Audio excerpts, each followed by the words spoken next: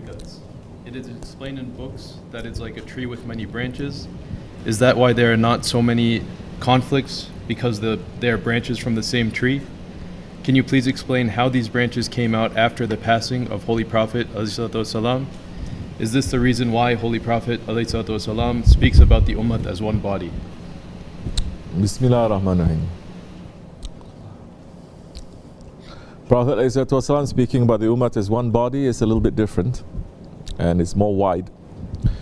Here, tariqat is referring to the spiritual teachings, tasawwuf, the deeper batin teachings of Islam. There is a sharia, the rules of the do's and don'ts. Then there's a tariqat. Let me explain it simply.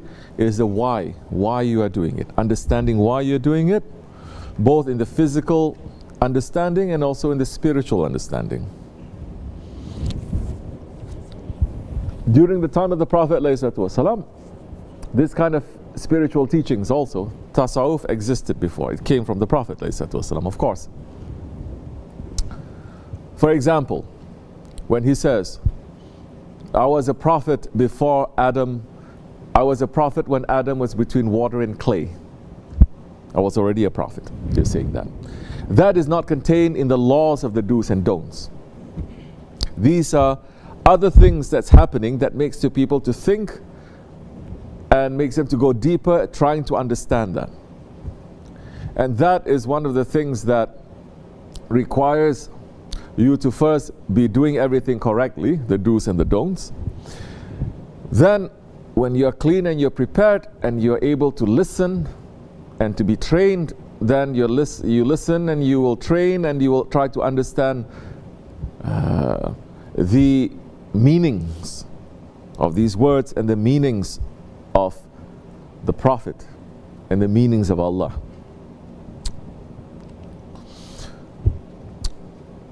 But during the Prophet ﷺ's time, this knowledge was also not given to every Sahabi. Through traditional knowledge, there is 124,000 Sahabi Kiram. And according to the awliya Allah, which are the inheritors of the prophets, teaching the spiritual meanings and the spiritual knowledge,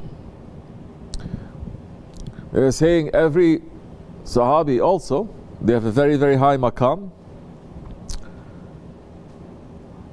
No saint, the highest saint that is in this world, can come close to the, let's say, lowest of the Sahabi. They cannot. There's just a special privilege that Allah has given to the companions of the Prophet. But during the time of the Prophet ﷺ, this kind of spiritual teachings is not given to everyone. Some of them, he's teaching this, some of them other things, some of them are able to understand, some of them they are not able to understand. And for that reason, only a select few that he's teaching this. And he says, this is like the essence. The body is like the shariat. The shariat is for everyone, but the essence is only for a few. But if the essence is not there, the body is not going to survive, is not going to live. It becomes like a zombie. Something else is going to control it. So both, they have to be spread out, and both have to be taught. But only a few are selected to teach this. Only a few, they are selected to have this kind of knowledge and to be spread everywhere. So during the time of the Prophet ﷺ, the two that were chosen, they were Hazrati Ali, Karramallahu wajha, and with him the Prophet ﷺ gave the knowledge, let's use another word, secret. To give the secret and the knowledge to open up 40 different ways, different tariqats. 40. That was to Hazrati Ali, who was a cousin of the Prophet ﷺ, and his son-in-law, Ahlul Bayt. His station is very, very, very high. Then to Hazrati Abu Bakr Siddiq, that is the closest companion of the Prophet ﷺ, he gave the secret to open one way, not 40 ways, one way. So to Hazrati Abu Bakr Siddiq, he's given the secret And this secret to open up this one way is what is called this Naqshbandi way. It was not known as Naqshbandi because this is a spiritual way, it's not concerned with names, you understand? But the reality was there, the teaching was there, and it changed according to the different people who were holding that secret. When Abu Bakr, Hazrat Ali's day, it was called Siddiqiyah. Then when it became the time of Salman al-Farsi, it was called Salmaniyah. It changed, it doesn't matter. And everything is going according to permission of the Prophet ﷺ and his spiritual presence and his spiritual permission and his spiritual reality. Until it came to a point, which Grand Sheikh is this? Shahi Naqshbandi. So then the permission was given, the order was set. Have this word Naqshband is not even an Arabic word. It's not. There's a different secret to that now. And that will be known as that, this tariqat from Hazrat Abu Bakr Siddiq until the end of times is known as Naqshbandi. The 40 tariqats from Hazrat Ali, Hazrat Ali would give it to the one who succeed him, and they start spreading and opening up through the ages. Through the ages. Certain age, this tariqat comes out. Certain age, this tariqat comes out. After 100 years, after 1,000 years, different tariqats, and all trace their knowledge and their spiritual lineage back to Hazrat Ali. 40 tariqats. What are these 40 tariqats that comes out from Hazrat Ali? All the tariqats except for the Naqshbandi tariqat. They're called the Qadiris, the Rufa'is. You may say the Mevlevis. And some, you think they are big tariqats now, but they used to be a splinter of a different group from a major tariqat. And even that major tariqat, at that time it starts to come down, and this tariqat, splinter tariqat, it became more powerful. Like for example, the Jarahi tariqat is not a tariqat, it's a branch of a branch of a branch. So there's no fight, of course, because it's different secrets that's given. What does that mean? Because people's characteristics are different, so you need different tariqats for that.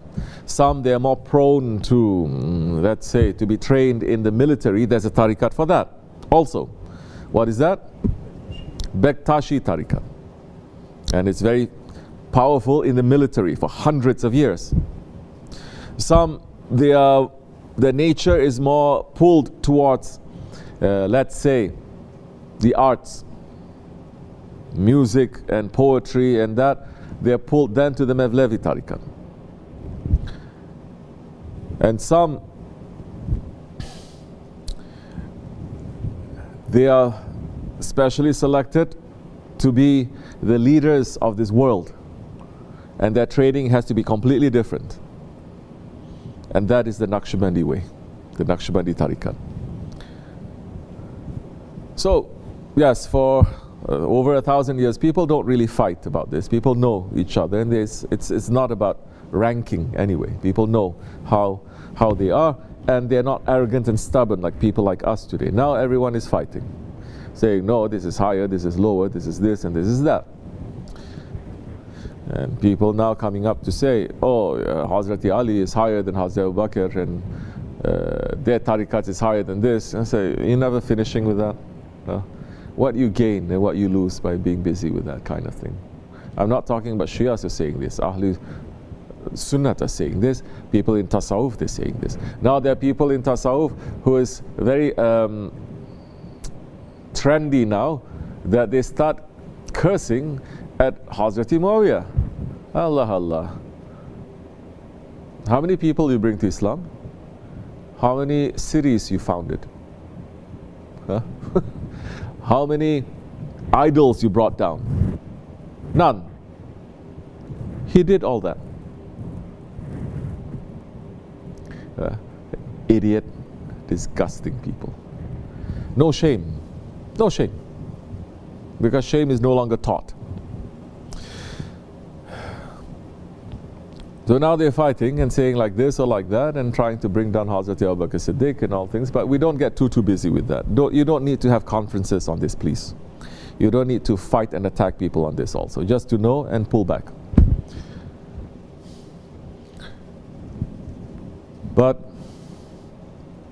the end of their way, of these 40 tarikats, when they graduate, when they finish, that qualifies them to begin in this way. The end of their tariqat is the beginning of this tariqat. Anyone can claim to be Naqshbandi, as anyone can claim to be this or that, but claiming is something else and the reality is something else. Am I claiming that we're real ones and we're 100% in this? I'm claiming that I'm following one who is like that. Our Shaykh and our Grand Shaykh. Are we trying to be? No, we cannot even be compared. Let alone Naqshbandi or Tariqah, we cannot even be compared with the Muslims who lived during the time of Khilafat.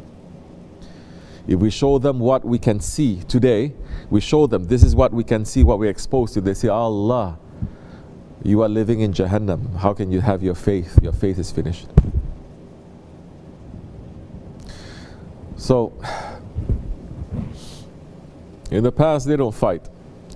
Now everyone is fighting because we live in the time where there's no Khilafat, there's no control, there's no ruling. Everyone can claim, or this is the time of Dajjal, this is the time of confusion anyway. This time is going to end, inshallah. Be with the right ones. You are free. As much as you think that you can control your breath, when you breathe, when you pull in your breath, and when you let go, you are free. If you cannot control your breath, which we cannot control our breath, as our Shaykh is saying, the Awliya Allah is saying, you are a prisoner between two breaths.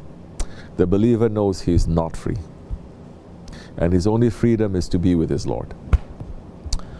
May Allah forgive me and bless you. Wa min Allahu tawfiq. Al-Fatiha. Amin. Assalamu alaikum.